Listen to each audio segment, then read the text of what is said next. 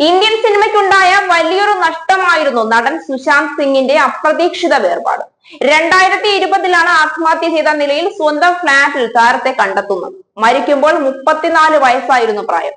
മരണത്തിൽ ദുരൂഹത ആരോപിച്ച് കുടുംബാംഗങ്ങൾ രംഗത്തെത്തിയിരുന്നു. പക്ഷേ വർഷം 5 പിന്നിട്ടിട്ടും സുശാന്തിന്റെ ആത്മഹത്യക്ക് പിന്നിലെ യഥാർത്ഥ കാരണം എന്താണ് എന്നതിന് വ്യക്തമായ ഒരു മറുപടി കണ്ടെത്താൻ നിയമത്തിന് പോലും കഴിഞ്ഞിട്ടില്ല. നടന്റേത് ആത്മഹത്യ എന്ന് തന്നെയാണ് CBI അടുത്തിടെ നൽകിയ അന്തിമ റിപ്പോർട്ടിലും പറയുന്നത്. സുശാന്തിനെ ആരെങ്കിലും ആത്മഹത്യയിലേക്ക് തള്ളിവിട്ടതാണോ എന്നുള്ളതിന് തെളിവ് കണ്ടെത്താനും CBIക്ക് കഴിഞ്ഞിട്ടില്ല. അതിനാൽ തന്നെ നടൻ പെൺസുഹൃത്തായിരുന്ന നടി റിയ ചക്രവർത്തിക്കും കുടുംബത്തിനും ക്ലീൻ ചിറ്റ് ലഭിച്ചതായും റിപ്പോർട്ടുകളുണ്ട്.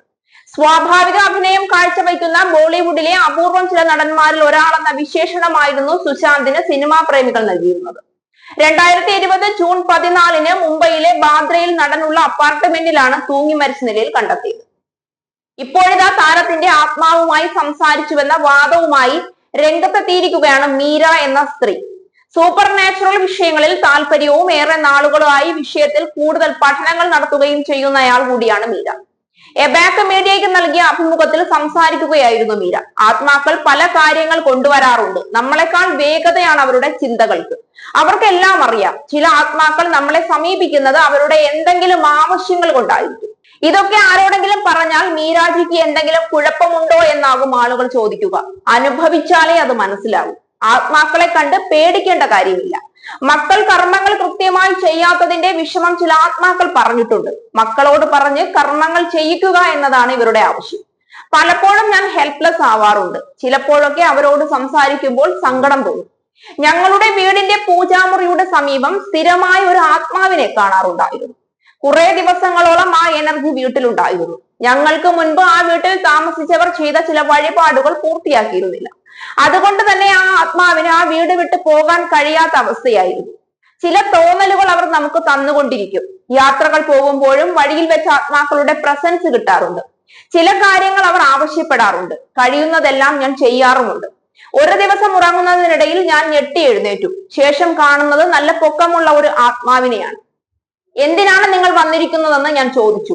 നിങ്ങൾക്ക് എന്നെ അറിയാം, ഞാൻ ഒരു ഫേമസ് ആക്ടർ ആയിരുന്നു. അപ്പോഴൊന്നും എനിക്ക് ആളെ മനസ്സിലായില്ല. നമുക്ക് ഒരുപാട് നടന്മാരുള്ളതല്ലേ. സുശാന്തിനെ കുറിച്ച് കേട്ടിട്ടുണ്ടോ? അയാളാണ് ഞാൻ. എനിക്ക് കുറച്ച് കാര്യങ്ങൾ നിങ്ങളോട് പറയാനുണ്ട് എന്നാണ് പിന്നീട് വന്ന മറുപടി. ആത്മാവ് എന്നെ മാനിപ്പുലേറ്റ് ചെയ്യുകയാണോ എന്ന് സംശയിച്ചു. കാരണം സുശാന്ത് ആണെന്ന് ഉറപ്പിക്കാൻ എനിക്ക് തെളിവില്ലായിരുന്നു. പക്ഷേ താൻ സുശാന്ത് തന്നെയാണെന്ന് ആത്മാവ് ആവർത്തിച്ചു. തനിക്ക് കുറെ കാര്യങ്ങൾ പറയാനുണ്ടെന്നും പറഞ്ഞു. അത് കേൾക്കാനുള്ള മാനസികാവസ്ഥയിലല്ല ഞാനെന്ന് മറുപടി നൽകി. ഞങ്ങൾ കുടുംബസമേതം ആ വീട്ടിൽ താമസം തുടങ്ങിയിട്ട് കുറച്ചു നാളുകൾ മാത്രമേ ആയിട്ടുണ്ടായിരുന്നുള്ളൂ. നിങ്ങളുടെ സ്റ്റോറീസ് ഞാൻ വായിച്ചിട്ടുണ്ടെന്നും പക്ഷെ സഹായിക്കാൻ സാധിക്കില്ലെന്നും പറഞ്ഞതോടെ ആ ആത്മാവ് മാഞ്ഞു എന്നാണ് മീര പറഞ്ഞത്.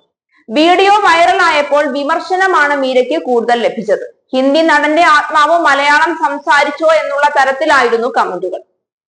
മീരയുടെ വാക്കുകളിൽ സത്യമുണ്ടോ എന്നറിയില്ല. പക്ഷെ സുശാന്ത് ആത്മഹത്യ ചെയ്യുമെന്ന് ആരും ഇപ്പോഴും വിശ്വസിക്കുന്നില്ല.